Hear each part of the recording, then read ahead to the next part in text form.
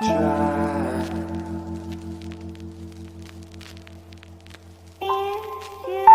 If you try.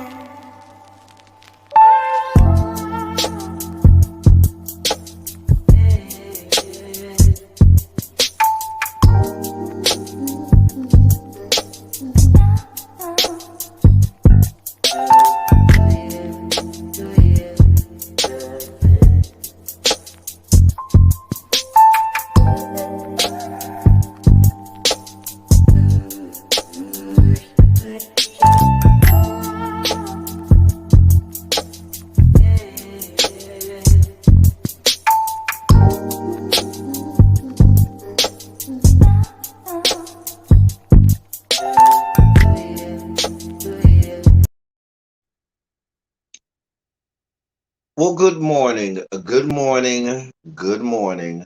Good morning. How are y'all? How is everyone? Hello. Hey, distant lover. Hey, Bovo, little baby, Monk Chip, loving my peace, Abby. Everybody, Shondo's around the room. Shondo's up and down the chat. What's going on, people? I owed y'all some politics talk. You haven't done the politics of it all in a while. Here I am today giving you reports and updates on the diabetes and the pandemic of sugar diabetes sweeping the country. So we're going to chronicle what's going on in these yet to be United States of America. Okay.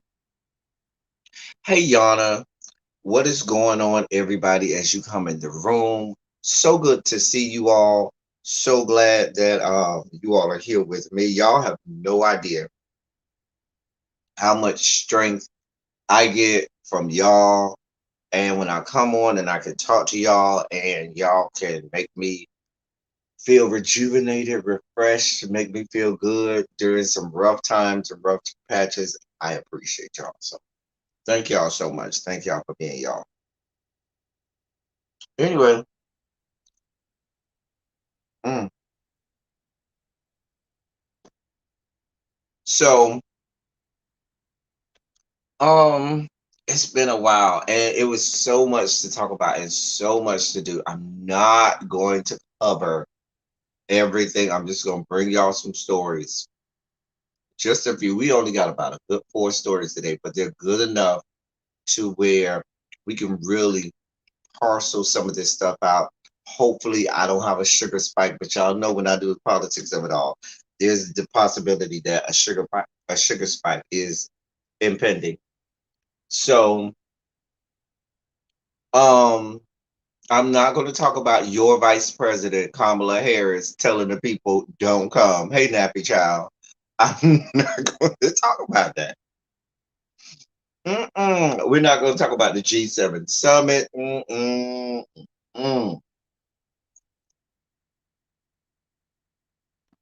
not going to talk about any of that. We're going to continue to chronicle the sugar spikes and the raising of sugar levels across the fruited plains. Okay. So, yeah. All right. So let's talk about things that involve us. Let me go on and get my snacks together, child. Go ahead and get your snacks, Yana. Get your snacks because y'all know how I get. So, I hope you all had a phenomenal weekend. I hope you had a great weekend, had a good drink or two, sat down and had some brunch with some mimosas or some bellinis or, something. Enjoyed yourself, enjoyed the family, all that good stuff. We had a great silly Saturday. A couple people have reached out to me and said, El Teddy, we noticed you were kind of a little reserved on silly Saturday. I have a lot going on. But as you can see, I'm getting back closer to normal. I thought I was going to do a um uh members only live about it, but I got caught up with family and stuff like that because family came in town because of situations that's going on. So I I didn't do that. So I apologize for not doing that members only. But as you can see, I'm getting back to 100%. My energy is getting better. Abby, I'm good. Don't worry, Abby. I'm fine. So I got a lot of people that care. Hey, Monk Chip. Hey, Boo. Hey, Tracy. Hey, everybody. Hey, all right. So let's talk about our first case or first thing that we're going to talk about is America's continued assault. You got your good eye on me? No, I'm actually. We'll talk about that. I'll put a group. I'll put it in the group text, Abby. Um, what was I about to say? I just lost my whole train of thought. Lost my train of thought. Train of thought.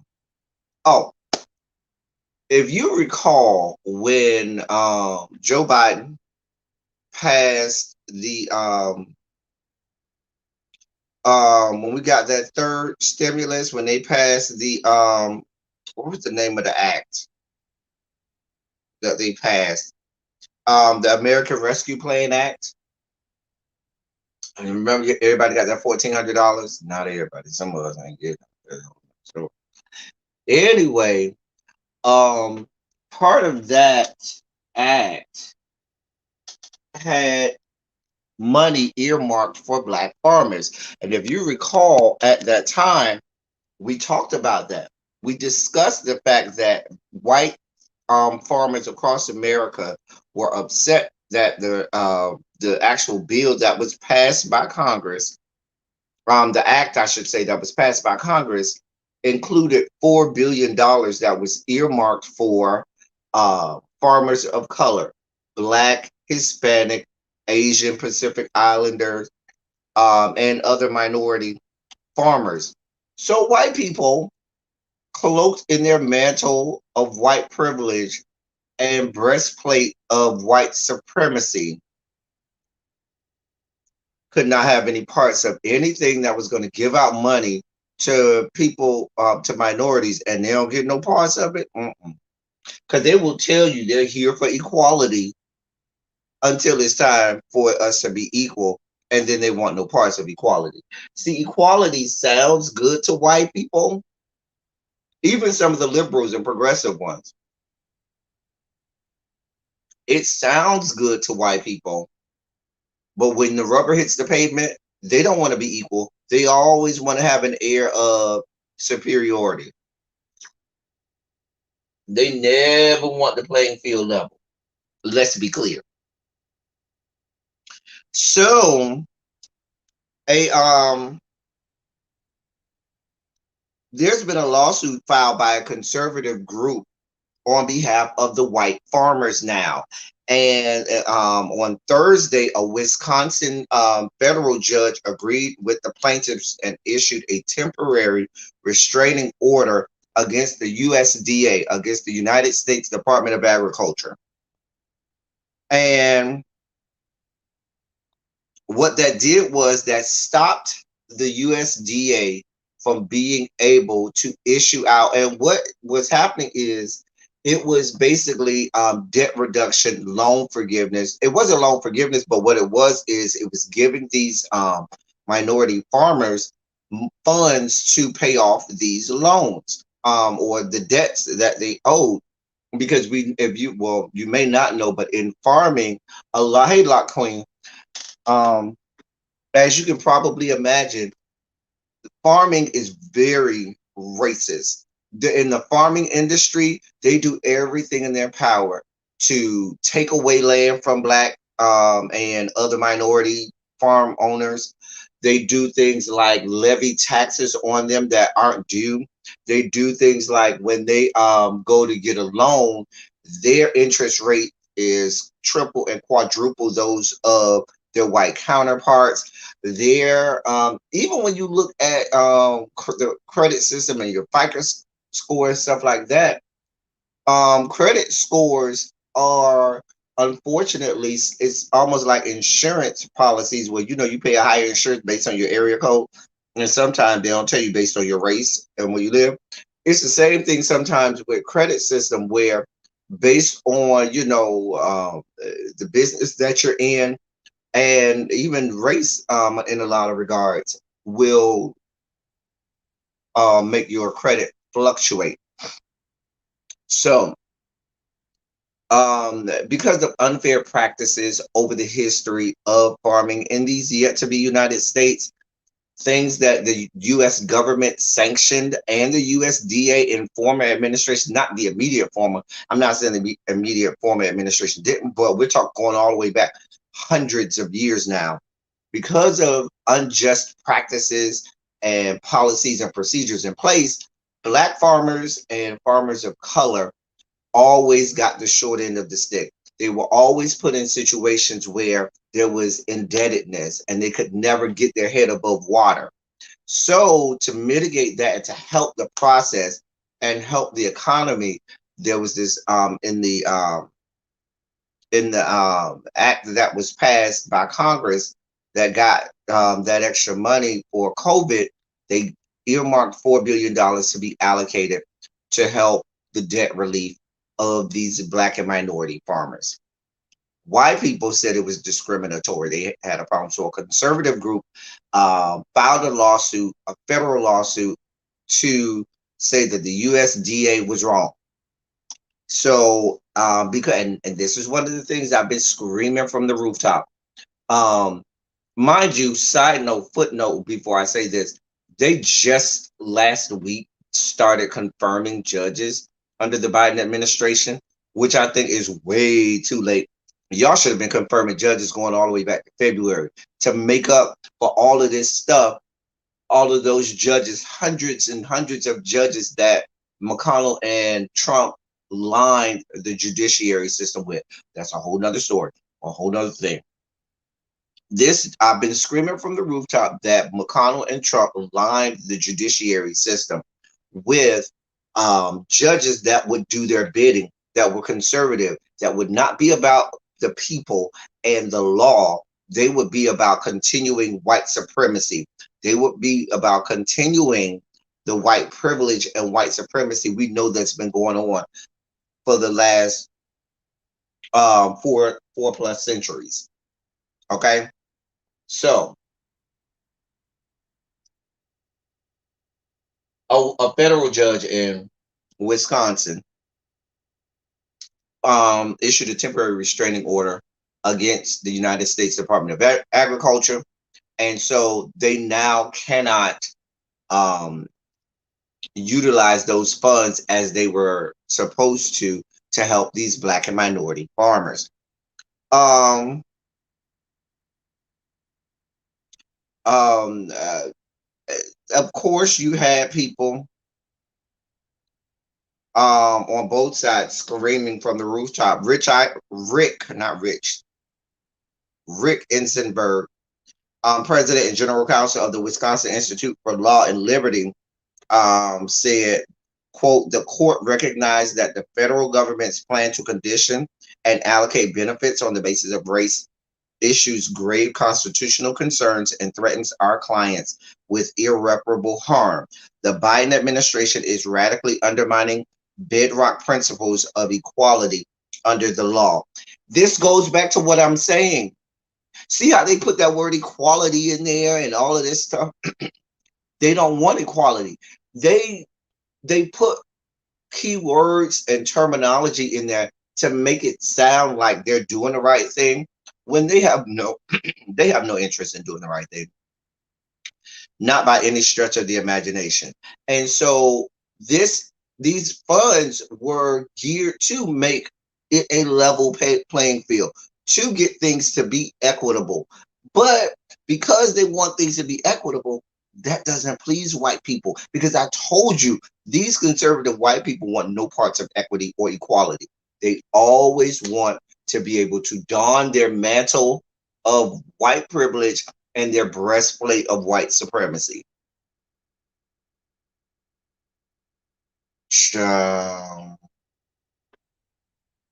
Listen.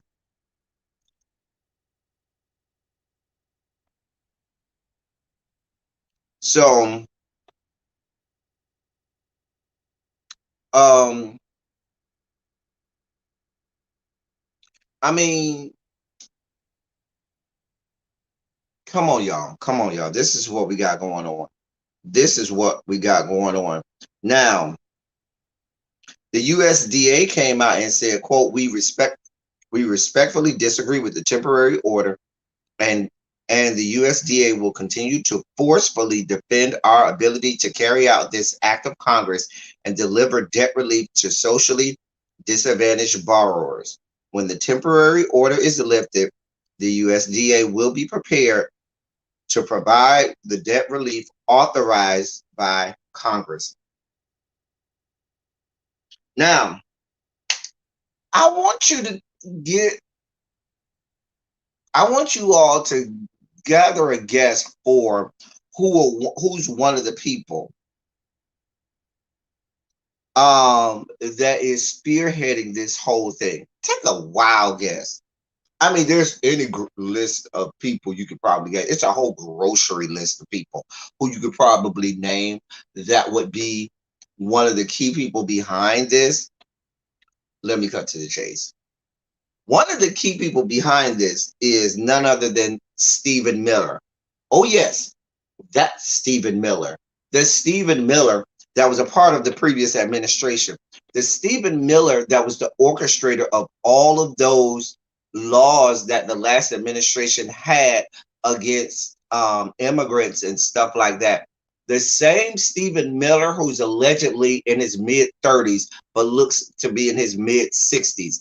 The same Stephen Miller that is one of the most racist individuals across the country, but yet was allowed to gallivant and allowed to influence laws and influence policies in these yet to be United States of America. That Stephen Miller, of course, is one of the people behind this level of fuckery and fuck shit. Hey, Diamond Pearl Jim. Hey, Bobo. I don't even think I said hi to you.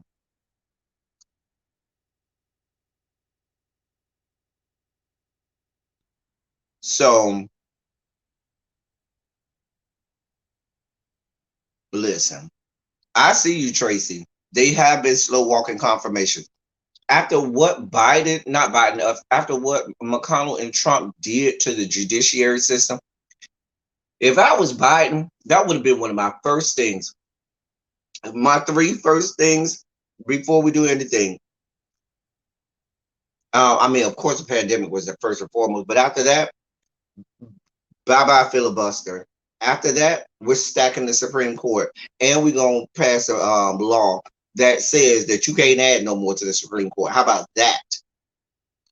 Then, after that, starting in February, I'm confirming judges because you got to find a way to balance the scales. The scales are uneven now.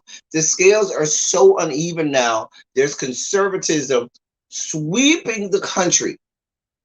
Even in blue states are now purple now because of the sweeping conservatism that's going on all over these yet to be United States of America. And when this was something that two branches of government agreed upon. The executive branch was in lockstep and key with this. The legislative branch was lockstep and key with this. It went through Congress. It went through the president's desk, and then Mitch McConnell, them, and the Stephen Millers of the world can sit back and say, "Oh, y'all thought y'all did something? Oh, y'all thought that was going through? Y'all forgot what we've been doing for the last 4 years?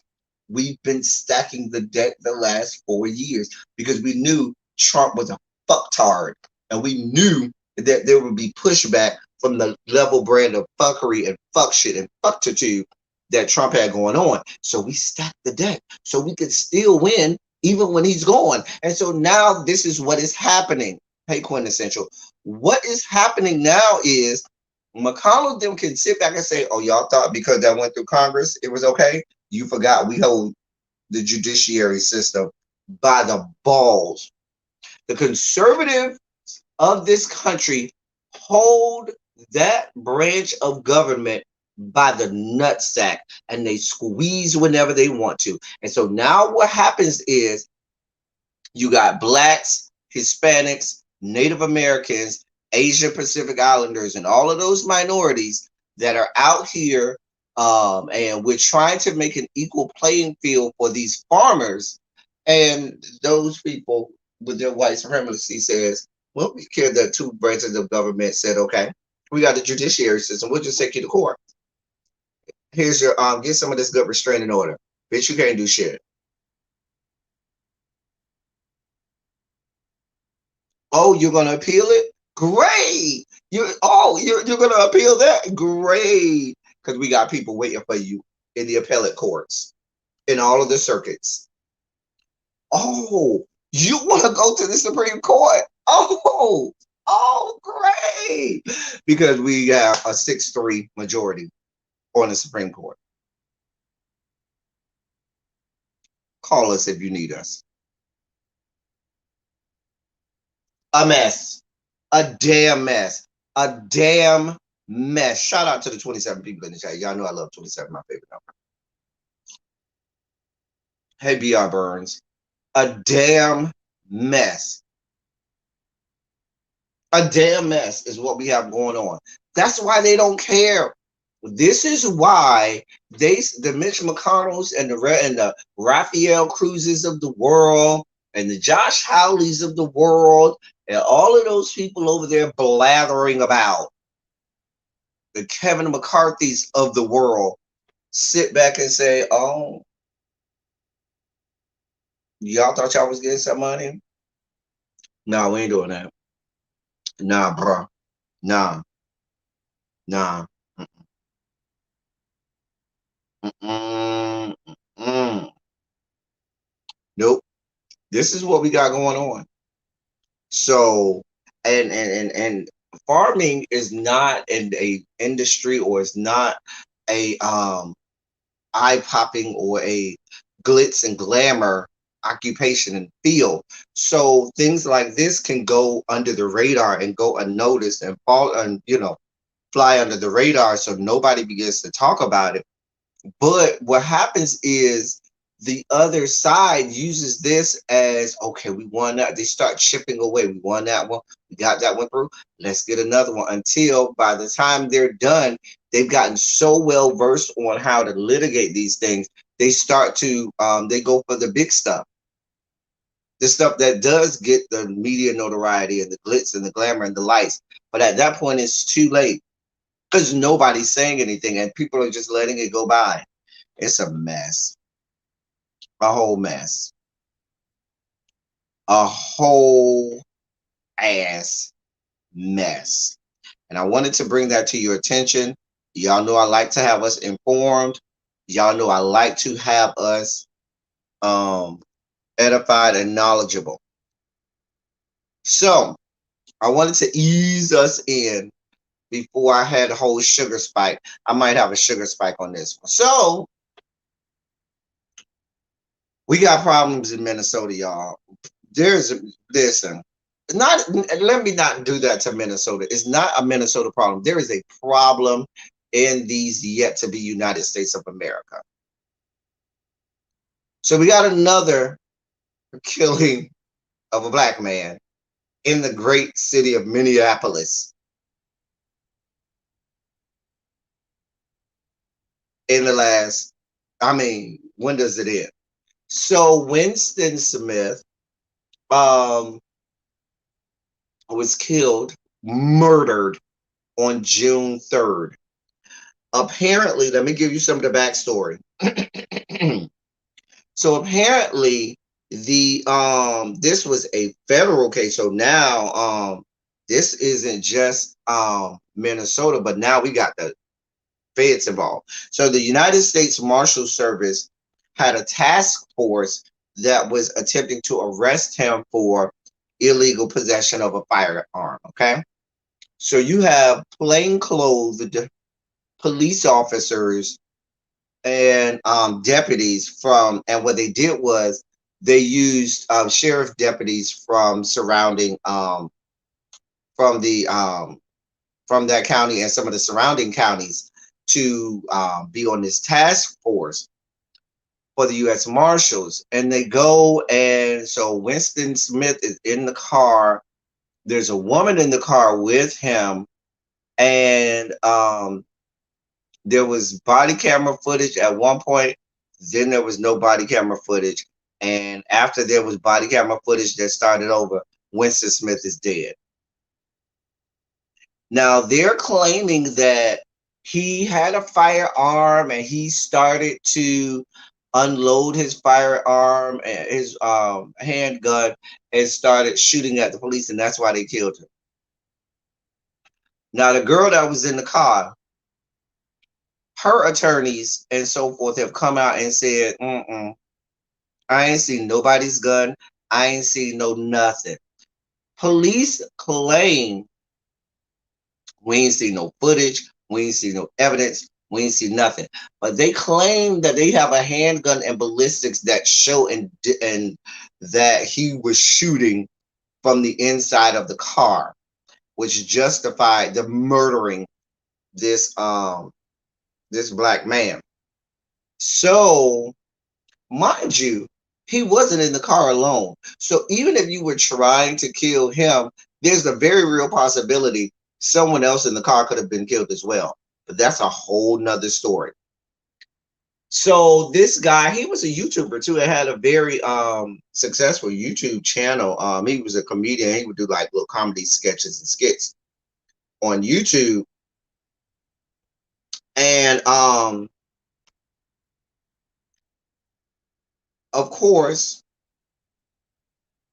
they're not identifying the two sheriff's deputies that shot and killed him. They're not even telling the family. And the family wants justice. Now, the problem is, see, here's the problem. Of white America, okay? White America and the media loves to have their race porn. And what do I call race porn? All of these videos of black men and women and children being murdered at the hands of white police officers. It's like race porn for them. They get off on that type of stuff. And so even some of the people that claim to be allies, not all of them, but even some of those people who claim to be allies, you notice they only get involved when there's a hashtag or when there's a video, and they can go watch their race porn and get off and come and say, oh, I'll fight with you. But there's no video here. And in most of the cases of bad policing, and in most of the cases of the profiling and atrocities and murders that happen to black people across the fruited plains, there is no video. There is no documented evidence for a reason. Okay? And so what happens is this. Because a Winston Smith case has no video, there's nobody that was eyewitness taking video on their cell phone or anything. Now we're left at the mercy of whatever the authorities tell us. And we know the thin blue line is going to protect the thin blue line. We know that police associations and police unions across America are going to protect each other before they protect the citizens. They're not here to protect and serve the citizens of the municipalities and jurisdictions to which they are supposed to police. They are here to protect and serve each other and protect and serve their pensions. That is all they're here to protect and serve. And so now in a case, once again, in Minneapolis, that now has a track record, as with all of policing across America, because I don't trust police in any city across America, even from the blackest of cities. There's a track record where we don't, why would we give police the benefit of the doubt at this point? Y'all don't give us the benefit of the doubt of being innocent as black people, so why we need to give you the benefit of the doubt of doing the right thing? Anyway, Um, you don't hear a lot of stuff going on with the Winston Smith case once again in Minneapolis. Now, so this happened. This man was murdered. They had his funeral this past Saturday. There has been protests yet again in Minneapolis, Minnesota, because these things. You got Dante Wright, you got George Floyd, you got Philando Castile. Y'all just got some issues going on over there in Minnesota. And it's not, let me not, and like I said, let me not just do that to Minnesota, all across the country. So,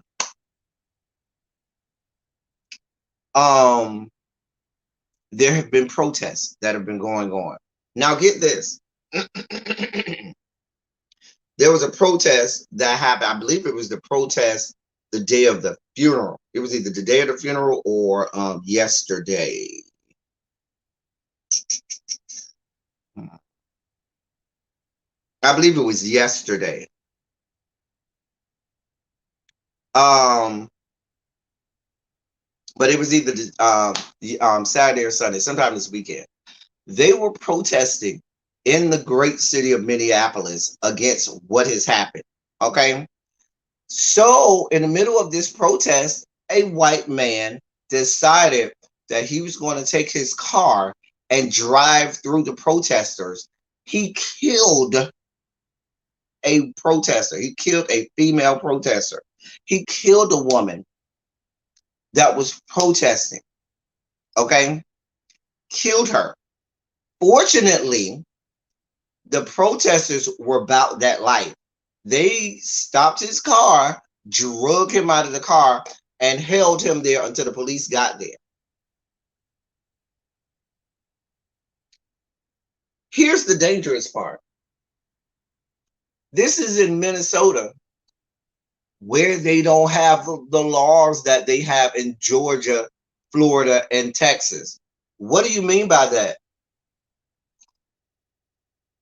In my great state of Florida, if that white man runs over that woman, I'm not sure if she was black or white, so I just want to say she's black. But if that white man runs over that woman who's protesting and she dies, he goes away and goes home scot-free. There's no penalty, there's no recourse or anything to him. Maybe the family can do a civil lawsuit, but there will be no criminal charges against that young man. He can go home and not be bothered. Matter of fact, the police will go there and probably arrest the people who detained him for saying that they were wrongfully detaining this person. You know how they call that kidnapping, and you know they will arrest the people who were doing the right thing in the state of Florida or Texas or Georgia or North Carolina. We'll get to you in a few minutes, North Carolina. They'll arrest those people and not the man who just murdered a woman who was protesting the murder of another man. So we got two unjust murders.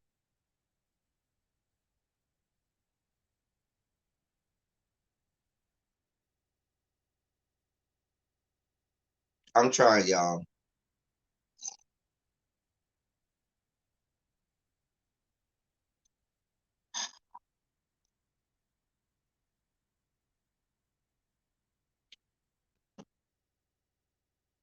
Hey, Tanya. Thank you for coming through. Y'all give a shondo out for Tanya, who gave me my gifts. And we talked about it on Silly Saturday. Shout out to Tanya, her daughter. She did tell me that the business that sells the edibles and stuff is her daughter's. And I gave y'all their information on Saturday. Go look at the Silly Saturday video, you get the information. Oh no, Diamond Pearl. See, you got to go back to a couple politics of it all that we've done in the past. States are passing laws, anti-protesting laws, that says that if a motorist trying to drive hits somebody that's in the middle of the street protesting, they are absolved of any criminal responsibility, of any criminal action. It is okay for a motorist to mow down a protester, and in this case, kill them. Now, Minnesota has not passed that, but those laws are sweeping the country. Sweeping the country. I had a whole sugar spike and meltdown when the politics of it all. When we talked about that, I had a whole meltdown. So listen, we have to be afraid. And what they're trying to do is they're trying to scare us into being silent. They're trying to scare us and make us fearful to speak out, to protest. What they want us to do is to continue to be murdered. They want the genocide of an entire race of people here in this country, the genocide of Black people to continue, and for us to shut up and just allow it to happen.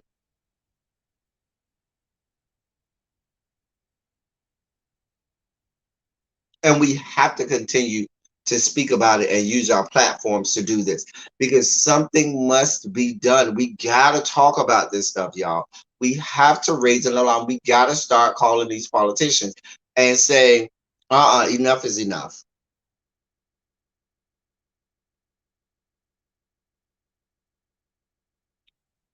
We got laws that y'all, I don't remember which one, but go look at one of the older, just go watch all the politics of it all, and one of them I talk about it, because I don't want to have a whole sugar spike here talking about the laws that are being passed.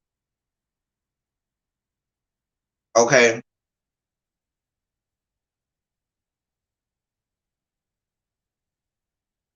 right. I'm telling you, nothing is. They're protecting murderers. They're protecting. There's no way to parcel it out. There's no easy way to say it. They are protecting murderers. Let's be clear. White people will protect their white privilege and white supremacy at all costs, even if that means the detriment to them and themselves and their children. Case in point, Sandy Hook. You would have thought Sandy Hook or Stoneman Douglas High School shooting, or all of the dozens and dozens of school shootings across America would be the impetus for stupid ass people to have more restrictive gun laws. I'm not saying take away all people's guns, but be more restrictive on gun laws. Oh, hell no. They don't give a shit about that. Kill all of the goddamn kids as far as they're concerned, as long as they get to keep their damn guns illegally. A mess. A damn mess.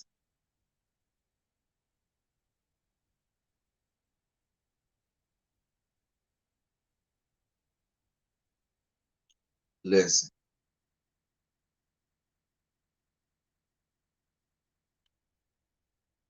I hate to be the alarmist here, but somebody has to sound the alarm.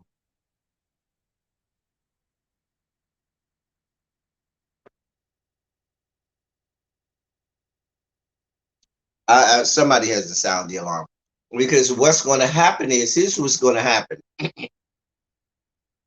There's going to be a situation in your town, or God forbid, there will be a situation involving a loved one of yours, your friend, your family member, or someone like that.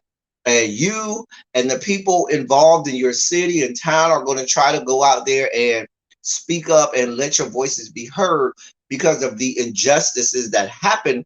But when you do that, now because you're speaking up, you're going to end up in jail with a felony, because now protesting is a felony in several states.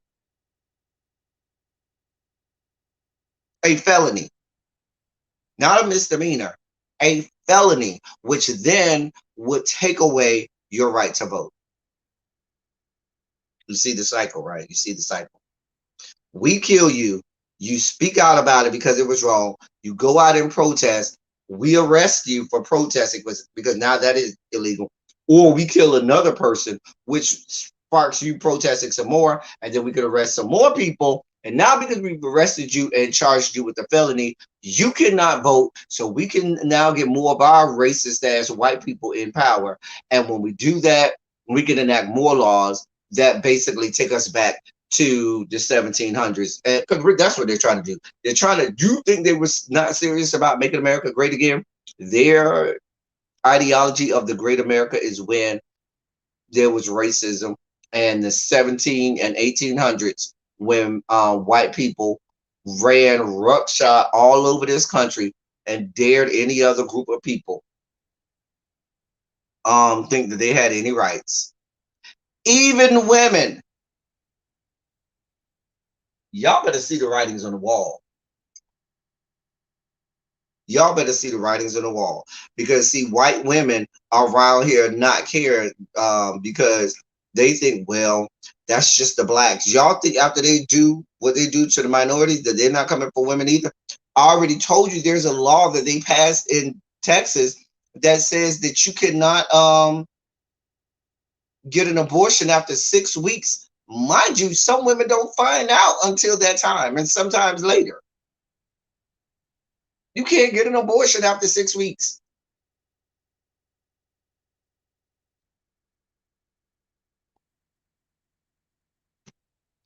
Y'all better wake up. Winston Smith. We need to say his name because they don't want us to say his name. They don't want us to talk about these things. They do not want us to continue to bring this up.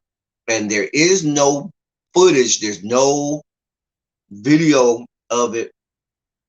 And so I don't know if they found, because you know a lot of times they say there's no footage, but there might be a store or house or something in the area where that that location may have surveillance cameras in that location, and they might have had a vantage point or a viewpoint of what took place. So I don't know if that's out there somewhere, but as of right now, there's no footage from law enforcement. We have no idea who the sheriff's deputies are. They are refusing to release their names, not even to the family of who these deputies are. And from what I understand, they are sheriff's deputies from Hennepin and Ramsey County. They are sheriff's deputies from Hennepin and Ramsey County.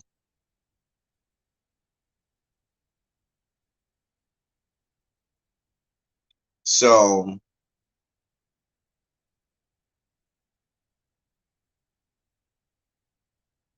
it's a mess, right, little baby? There are states that are saying if you had a miscarriage, we need to know why. Wait, what? A mess. It's a mess out here. It's a whole mess, and people seem to be more involved and more concerned with the fuckery and fucktitude and foolala. See, I don't suspect that a video like this or live like this would garner a whole bunch of people and viewers. Let me be on here talking about one of the housewives shows or Love and Hip Hop or some fuckery, and you'll have a standing room only, and people are here for it. But the problem is people don't want to get involved until we're already at that point too late in some instances, because now they don't even know and realize when the next thing happens and they go out there and try and protest in a lot of these places. The deck is already stacked and they've already told them, you ain't doing no protest now. Come over here, go to jail. And now you're going to be, oh, you can't arrest me. I know my rights. No, you don't. You are not paying attention. Because right under the cloak of darkness, they've been passing bill after bill after bill, law after law after law. Hey, MBN, what's going on? And before you know it, like I just said a few minutes ago, something will happen to your loved one or in your city or to your family member. And you're going to want the community to galvanize around you. And when you try to do that, now you have a situation where you're putting people in jeopardy of going to jail for a felony. Now their voting rights are taken. Now they're going to have slim to no chance of getting a decent job anymore. And that's people's lives and livelihoods. And what they're doing is they're trying to scare us into submission. I'm sorry, I don't scare easily. I just wasn't built like that. And so we got 2 deaths going on. We have Winston Smith, who was murdered at the hands of sheriff's deputies under instructions from the United States Marshal, from the U.S. Marshals. So even though this U.S. Marshals task force had sheriff's deputies from the surrounding counties, this is sanctioned by the feds.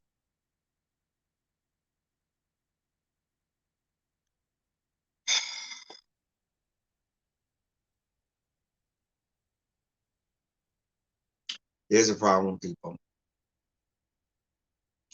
There's a real problem. A real problem.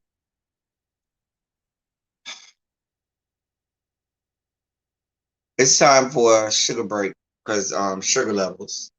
Let's level off our sugar. Let's take a moment to regulate our sugar intake. Check our blood sugar. Check your blood sugar. Check it often. Let's make sure we're checking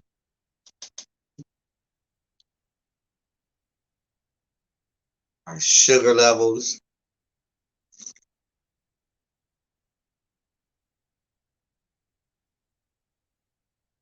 Sugar levels. Maintain, regulate, I should say. Those people having their sugar highs, let's go ahead and get those in order.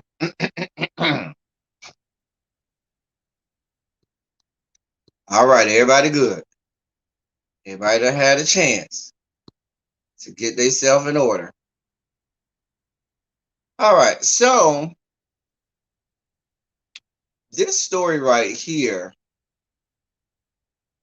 hold on, y'all. This story right here, y'all, we may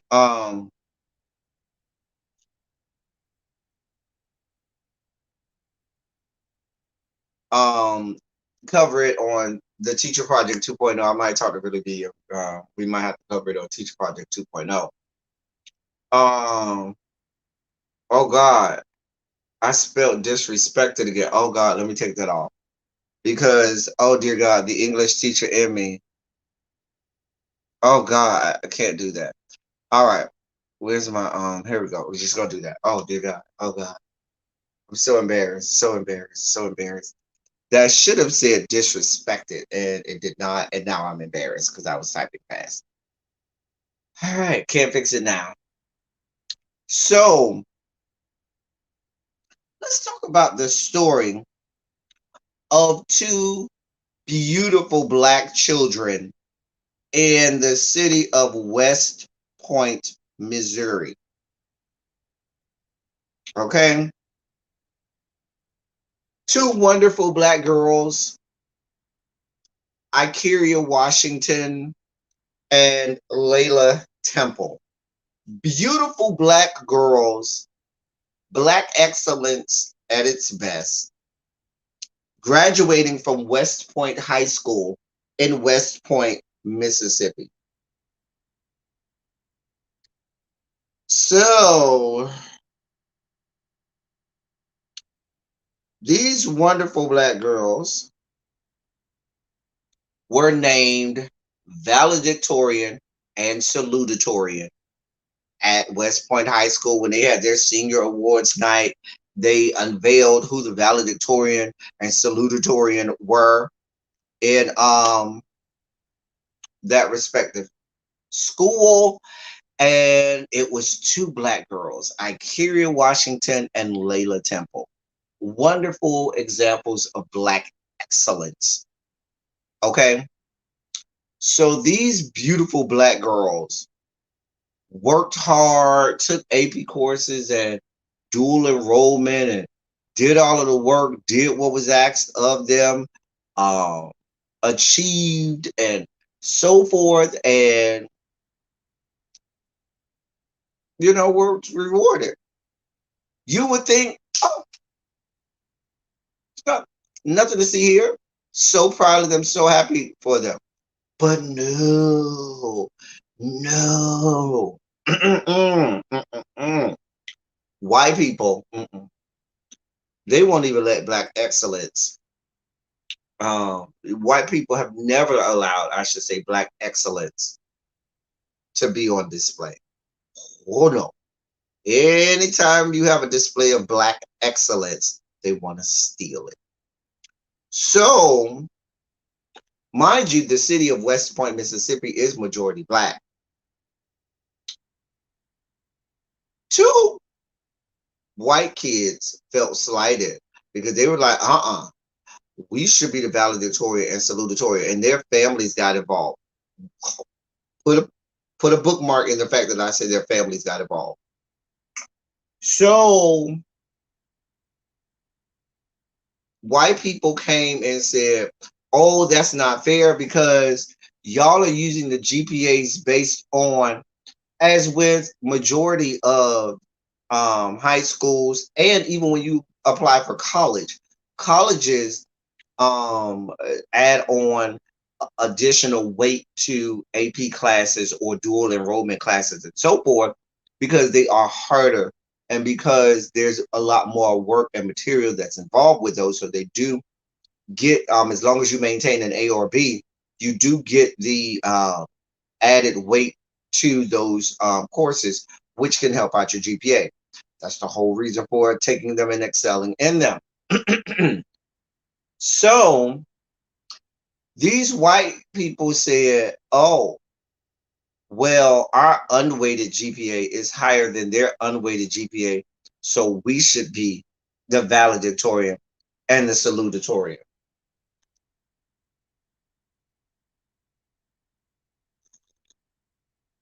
Let me drink this before I have a whole meltdown. I'm maintaining my sugar levels. Hold on, y'all. This is the type of shit that pisses me off. So what you want is, because I don't know what kind of courses these two white students took. Let me give them names: Emma Berry and Dominic Borgioli. Emma Berry and Dominic Borgioli. What's up, Raphael? Them and their parents said, oh no. Now they went and found some archaic rule and clause in the school board rules and things that said that GPAs can and should be calculated based on unweighted GPAs and stuff like that, which doesn't make sense because even colleges, the same colleges which most of these students will be applying, adds weight to AP and AP Honor, Advanced, and dual enrollment courses. And so they went and to the school board. Mind you, the school board superintendent is black. Told you it's majority black city. And complained and so forth. Now, it wasn't just the complaint, hey, New Jones. It was also the fact that the families were involved. Why does it matter that the families involved? Well, one of the families involved, here's where we get Emma Berry's family. Emma Berry comes from the Bryan family. Why is the Bryan family important? Bryan. Because the Bryan family at one point was the largest employer in that city and in that area, in that greater area. And so they had a company called Bryan Foods. And even though recently in the last few years, the company has moved to another location outside of their city, that family is still the big to do influencers and, heavy hitters in that city. And because Emma Berry is one of the children in that Bryan family, now they can flex and push it around. So what happens is, and the other kid is also friends with Emma Berry and their family. You know how the white people do. So there was so much flack and pushback. Hey, Regina, from these families involved that they forced the school to name the two white kids co-valedictorian and co-salutatorians. So now we have to have two valedictorians and two salutatorians, have two valedictorian speeches and two salutatorian speeches because mediocre ass white people don't want to let these black kids be great. No, no, no, no. Do y'all know that's one of the main reasons why a lot of cities have gone to taking away valedictorian and salutatorians? A lot of schools have started to take away the distinction of valedictorian and salutatorians at school because white kids could not deal with the fact that minorities were getting these distinctions and they felt slighted because of their mediocrity. And so they were like, if we can't do it, then nobody can have it. We can't be valedictorian or salutatorian, then nobody can have it. See, that's what we got going on. So these beautiful black girls in all of their black excellence who did what they were supposed to do, excelled, achieved, did all of these things, have to have their accolades disrespected and thwarted because of white people and their mantle of white privilege and breastplate of white supremacy. And so what ends up happening is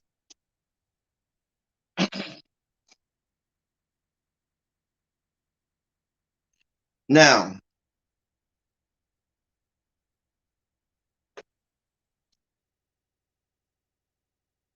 there's a couple things involved here.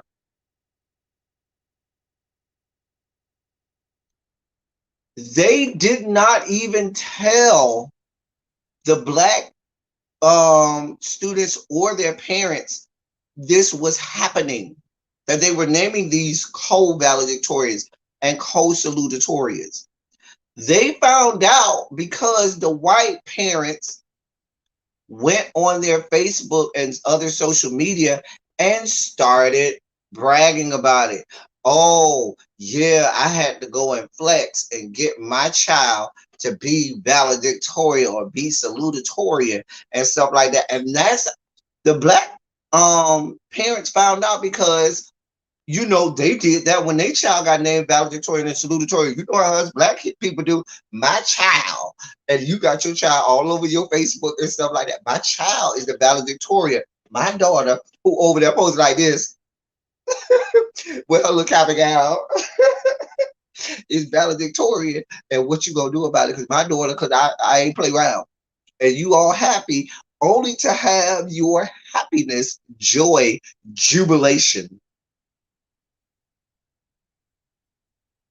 shot down because Karen and her daughter Becky, because of their white privilege and white supremacy, that went and got all kinds of shit to happen. Hey, Miss Queenie. And now the black mom only found out because of that. And then she went to the principal and the school board and say, I know the fuck you lying. And they were like, yeah, you're gonna have to go down to the school board because my hands are tied. Superintendent said, listen. The superintendent even had to apologize at the graduation. Superintendent, his name is I had it. What's this man's name? Oh God, what's the man's name? Burnell McDonald. He says, well, first let me tell you what Layla's mama. Layla is the one of the two black girls. Layla mama said they had no intention of telling us. They were just going to have us show up at a graduation. If it was truly a mistake, you contact the students and the family. They didn't have enough respect to tell us. I feel it was underhanded. I didn't even get a courtesy call. Nothing. So Burnell McDonald, who's the superintendent of West Point Schools District at the graduation ceremony, said, bottom line, school board, I apologize. You charged me with doing what I really believe is right by your students, despite race, color, socioeconomic, whatever. God knows when I make a decision for kids, my heart is for kids and doing the right thing. So I ask you, please, for tonight, let's make our graduates feel special. End quote. He had to get up and say that because there was a whole hell to pay. I told you this is the majority black town. And y'all got these two black girls that don't win and did what they were supposed to do, only to have that snatched away from them because of white supremacy and white privilege. Oh, you know how. Listen, when things go the right way at a graduation, black parents come to graduation to show their whole ass. High school graduation, listen, black parents gonna come show their whole ass. Cause the little Nene, Ray Ray, Nook Nook, and Pee Wee, by some sheer chance of God, graduated because you didn't even think they was gonna graduate, okay? But Nook Nook, Pee Wee, Ray Ray, and Nay now graduated, so you know black families out there showing their whole ass. But then when you couple it with all of this going on, and y'all don't disrespect these two black girls, and only to have these white people up here with this, I'm sure they was in that graduation going in and letting have. Baby, y'all know how we do. He had to get up there and say some things. So, um, oh, here's another part of the story. They also allowed for 2 unrecorded grades of Berry's, that's Dominic Berry, to be added to her record after the deadline had passed, which we find out is not a courtesy given to all students. So not only did they do this, but there was underhandedness. They cheated their way in. When grades were due, they allowed it 2 grades, unrecorded grades, to be slipped in to help boost Dominic Gorgioli's grades to get her up there.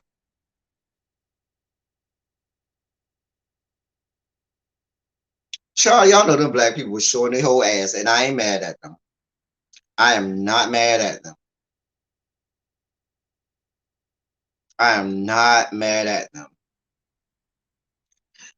Listen, this is what y'all got going on. This is what y'all got going on.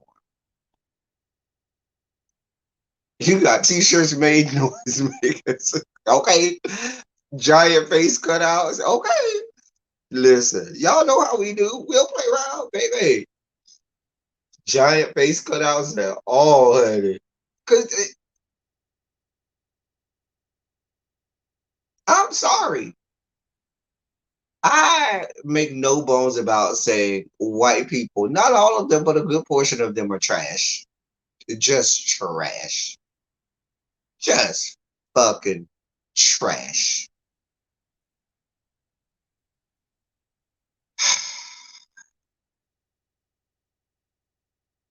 A mess.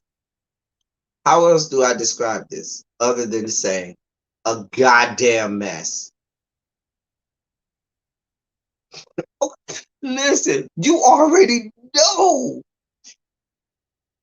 You already know those black people went to that graduation and showed they ass. Them white girls went up there to get a little co-valedictorian and co-salutatorian speeches, and they probably couldn't even be heard. because the black people was probably up there giving them the blues. I had a, I'm not gonna say similar situation because these things are not uncommon across the Fruit of Plains fights over valedictory, salutatory. We had a situation when I graduated high school. Now, one of my best friends at the time was valedictorian. There was no mistake. She was valedictorian. Nobody was gonna be her. I was number, I think I was number 13 in my class. I was the top boy. It was 12 girls ahead of me. Okay. I was number 13. There were 12 girls ahead of me in my graduating class. And I had a 4.82 GPA. A mess. Anyway, um, but with the salutatorian, there was one girl who we thought was the salutatorian. She was in all our little AP classes. We knew her. She had been at the school since ninth grade. There was another girl who transferred to our school only our senior year. She transferred to the school our senior year, and she never was on campus because all of her courses senior year was dual enrollment, so it was on the college campus. So we didn't even know who she was. We had never even seen her, didn't know her name, but she was on the roster, but was never actually on campus because she was taking dual enrollment all day long, 5 days a week on the community college campus, and had only transferred to our school our senior year. So our parents didn't make us think about it. The students, we made us think about it because we were like, y'all ain't finna just let this happen like that. So we made us think about it because nobody even knew who this girl was. And we ain't finna have her talking at our graduation and ain't nobody even heard her. We don't even know her name. So they compromised and they had co-salutatorians where that happened. But what happened to compromise with that, they cut down the amount of time each of those two girls had to speak. The valedictorian still got all of her time, but the two co-salutatorian, they cut down their time in half. But the students, we made us think about it. I remember that. Because we were like, we don't know this girl. Just roll up in here and think it's gonna go down like that. All right, y'all. So that's Black excellence getting disrespected. And now for our last story, we have to talk about Abby's state. Okay. Abby reviews her great state of North Carolina. Who is going to celebrate Juneteenth? Now, Juneteenth celebrations will be happening all across the Fruited Plains this coming Saturday, June 19th. Parades, barbecues, cookouts that white people gonna try and get themselves invited to. White people don't come down cookout. I don't care if your husband is black. I don't care if your wife is black. Don't come down cookout, please. Just let us have Juneteenth, please. Just stay home. Stay home. Let your friend, relative, family bring you a plate. Okay? Don't come to the cookout. Anyway, so in the great state of North Carolina. Oh, yes. Remember, I had a whole meltdown on the great state of North Carolina when we started talking about laws that had been passed in North Carolina. They, on June 19th, were going to have a celebration. At this celebration,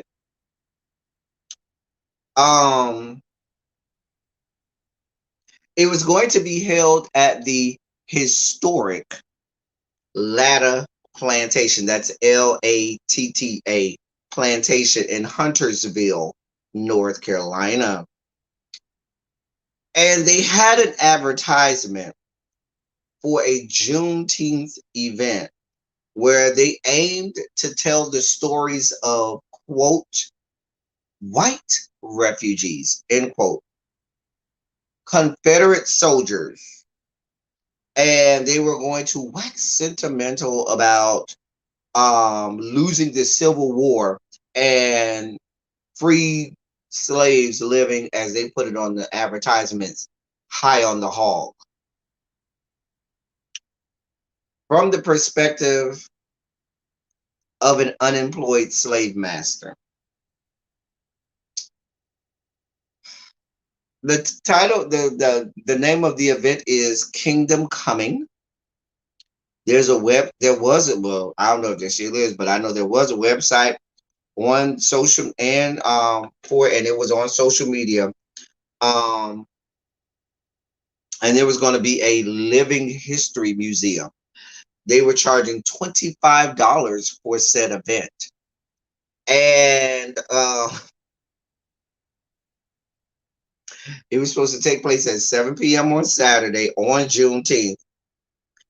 And it says the event for the event's description, which didn't acknowledge the significance of June 19th, started with lines from the Negro spiritual "Swing Low, Sweet Chariot, coming forward to carry me home." Oh, yes, because in their advertisement for this event, they started it with that good old Negro spiritual "Swing Low, Sweet Chariot, coming forward to carry me home." Oh, yes.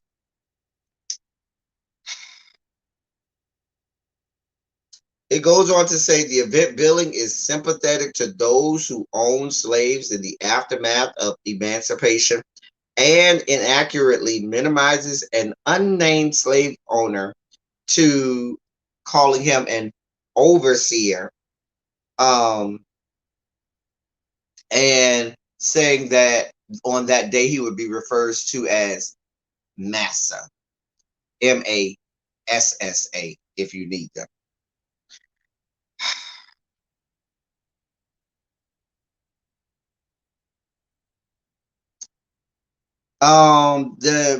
The Ladder Plantation's website goes on to talk about freed men, but never talks about black people who were enslaved in these yet to be United States of America.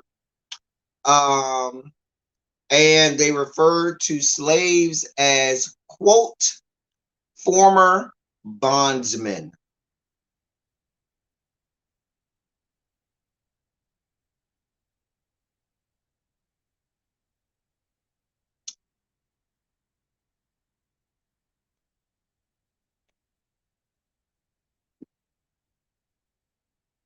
Nope, nope, nope, nope, nope, nope, nope, nope, nope. Y'all got to give me a moment. Nope, I got to regulate. Nope, can't do this. Y'all see what we got going on.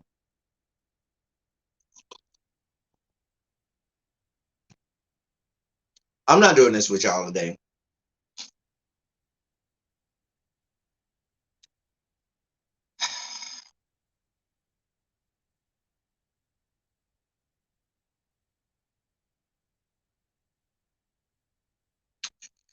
Oh boy. Now, I go back. Let me bring myself back on screen because I'm having a whole sugar spike. Sorry. This is near, actually, it's in Mecklenburg County, near Charlotte, North Carolina. And the mayor, her name is Vi Lyles of Charlotte, said, quote, "We should not support any business or organization that does not support equality, history, and the truth of the African American people's journey to freedom. Despite intent, words matter, and the historic Ladder Plantation should know better." So they have subsequently decided to cancel their little event that they were having.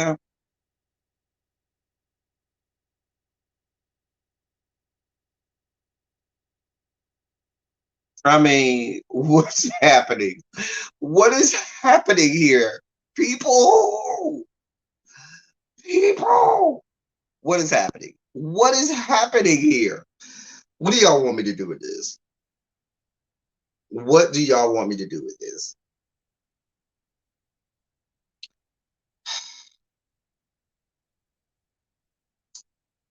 I mean, the um, Mecklenburg County has also denounced the event, saying that county parks and recreation officials didn't know about the event until it appeared on social media. The county said it is now looking at its contract with the plantation regarding future programming. The town of Huntersville co-signed Mecklenburg County's zero tolerance stance on programs that don't, quote, embrace equality and diversity, end quote. The town announced Friday that it will hold its annual financial contributions to the plantation until investigations into the facts surrounding the event are done. Here's my question. Why aren't all of the plantations burned to the ground at this point? Why are there municipalities giving government funds, taxpayer dollars, to plantations?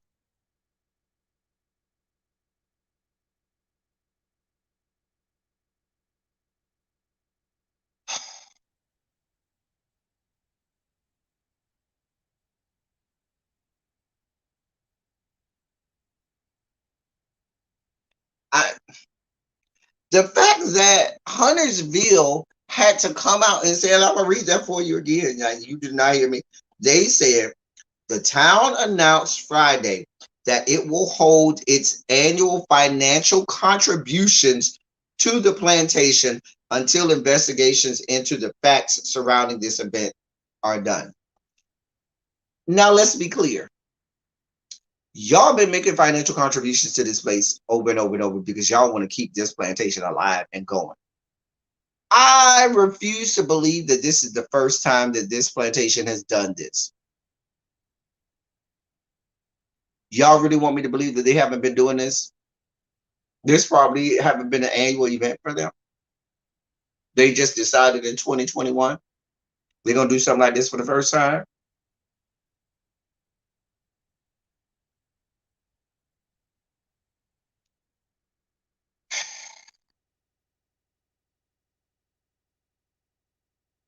What do y'all want me to do? What do y'all want me to do with this? What do y'all want me to do with this? I'm about to have a whole diabetic coma over here. I'm about to just fall into a whole diabetic coma over here, okay? What do y'all want me to do with this? What do y'all want me to do? I'm just gonna do like the advertisement say. I'm just gonna sit over here and sing, "Swing low, sweet chariot, coming forward to carry me home. Swing low, sweet chariot, coming forward to carry me home. Oh, I look over Jordan, and what did I see? Coming forward to carry me home. The angels are there coming after me, coming forward to. I gotta sing Sweet Low Sweet Chariot. I'm sorry, a band of angels coming after me. Thank you. God, I forgot the old words. The Sweet Low Sweet Chariot.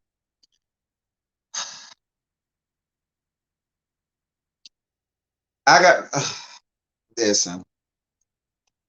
Y'all drive me. I got to. Where's my favorite version of Swing Low Sweet Chariot? Where's my favorite? Let me find my favorite version of Swing Low Sweet Chariot.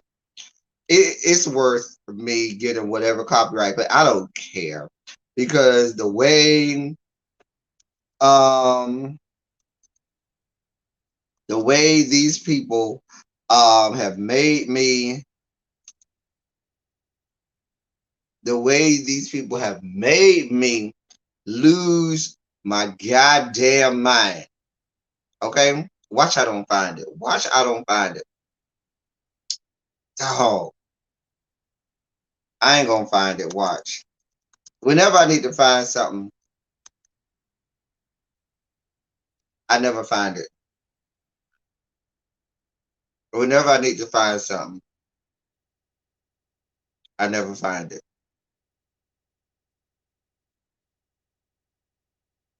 Oh, I need this in my life. Cause I need this. Uh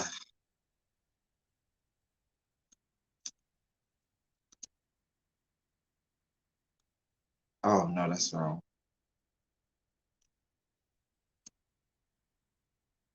I ain't gonna find it. I'm gonna have to let it go.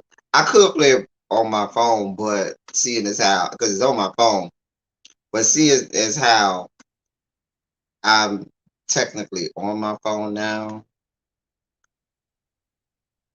I can't do it. Because I need this version of Swing Low, Sweet Chariot coming forward to carry me home before I lose my goddamn mind. Before I lose my goddamn mind.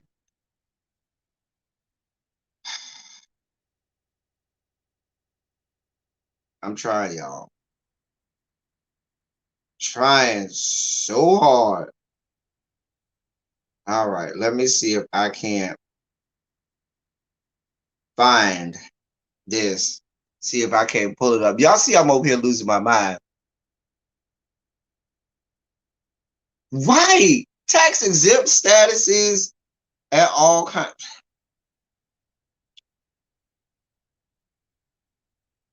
Hold on. Let me see if I can't bring it up for my YouTube music.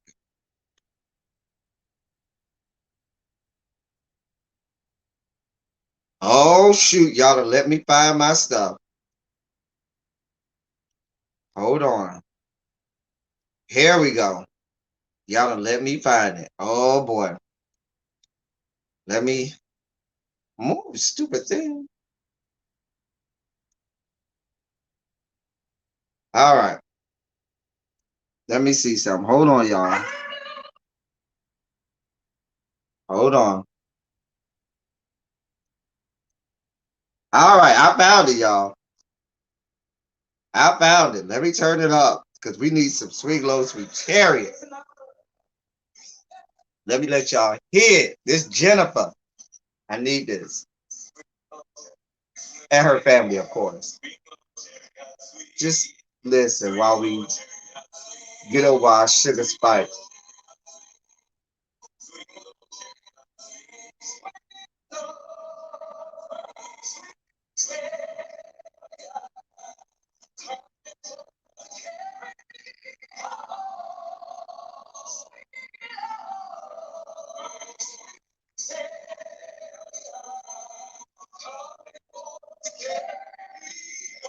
Can y'all hear it?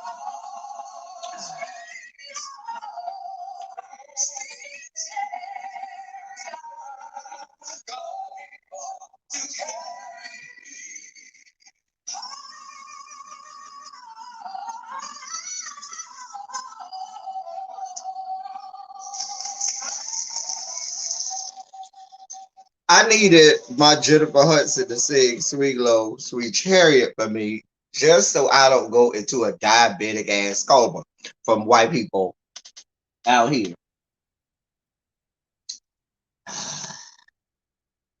That was Jennifer Hudson with her family. They had like a family reunion or something like that. This was like years ago. Actually before she got famous, before Dream Girl, this was like had to be early 2000s. And she was singing with two of her cousins. And so they sang two songs, and one of the songs was Swing Low, Sweet Cherry. I've had that song in my playlist for years. That song right there. And so that's why I said I had to find it. I knew it was on YouTube. I had to find it. And I didn't find it on YouTube. I had to go literally, it's in my YouTube music uploaded playlist. And I had to go in my YouTube music on my laptop and go to playlist, all of that stuff. Anyway, that's Jennifer Hudson. Since the white people want to use the lyrics to Swing Low, Sweet Chariot to advertise an event where they were going to talk about the perils of being an unemployed slave owner and call slaves former bondsmen.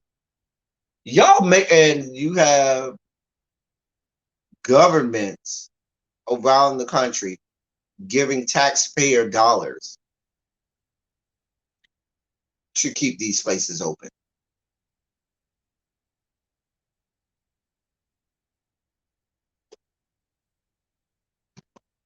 A mess. Y'all, we about to get out of here. I've been out on here about an hour and a half. I didn't even think I was going to get to an hour and a half, but we've been on here an hour and a half, y'all. I thank y'all so much for being, y'all have no idea what the last 2 weeks have been for me, but I am here for y'all, and I'm so grateful that y'all have been here for me. I like to keep y'all edified. I like to keep y'all informed of what's going on. Be empowered, be informed. Don't let these things happen and you not say anything. The other thing that I want you to do as well, if there are stories like the Winston Smith or other stories in your respective areas that we need to shed light on because it doesn't have a video or it hasn't gone viral, send me an email. My email's at the bottom here, or send me a direct message in Facebook, in Twitter or Instagram or something like that, and let me know, and I'll look into it and try and bring it to the masses so that we can continue to be informed, because we can't get tired. What they want us to do, they want us to get weary and well doing. They want us to get spent and get exhausted of hearing it, and they want us to just be like, oh God, I can't get this no more. And we can't do that. We cannot become desensitized to these atrocities. So definitely, if you know of stories in your respective areas, let me know. Send me the names or the articles, or the, even if you just have a name and the city and when it happened, I'll look into it and do some of my investigative reporting and try and bring it to the people and get some traction on this. Anything else for the good of the cause before we get out of here? Y'all let me know. Put some shoutouts in the chat before we get out. I had to sing I had to hear some Jennifer Hudson, y'all, sing Swing Low, Sweet Chariot. As I always say to y'all, I love y'all. I love on y'all. Thank you all for being vocal, present, and active. Thank you for doing what you do. Thank you for any and all contributions that you make to the channel. It is all appreciated. Yeah, we have fun here today. Have fun here today. Definitely wanted to keep you all informed and let you all know and be unapologetic of how we feel about what's going on in our country as it relates to us as Black people. So with that being said, I think that is all that I got for y'all today. Go follow all of the people, do all of the things, like Ebby said, follow all of the people, do all of the things. That's all I got for y'all. Thank y'all for coming. Y'all drive safely. We out.